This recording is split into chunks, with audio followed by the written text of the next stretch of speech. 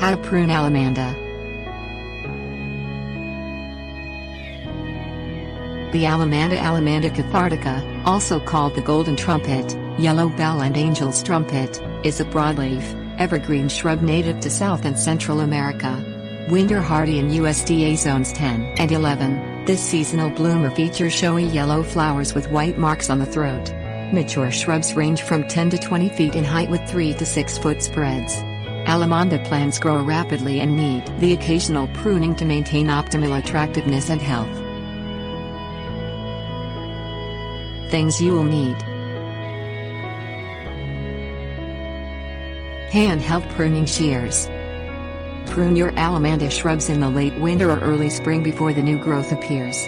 Use small, handheld pruning shears to trim just the ends of the branches.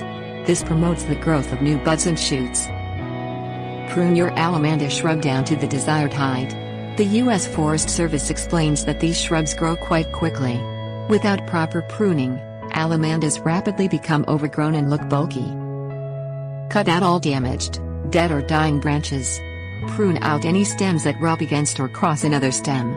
This will help prevent injuries that can allow pathogens to enter the plant tissue. Prune out the interior section of your shrub. Thinning out your Allamanda promotes healthy air ventilation that can help prevent fungal diseases such as leaf spot from attacking the foliage. Cut out the oldest, woodiest branches first since they don't enhance the beauty or form of your shrub. Prune Allamanda shrubs about once a month throughout the growing season to keep them looking tidy. Prune lightly, however, because a hard pruning can result in few new flowers and very dense foliage. Check your shrub for insect infestations during the monthly pruning. The Missouri Botanical Garden reports that Allamandas often attract mealybugs and scale. Prune out any affected plant tissue. Tips: warnings. You can also train Allamanda plants to grow as climbing vines.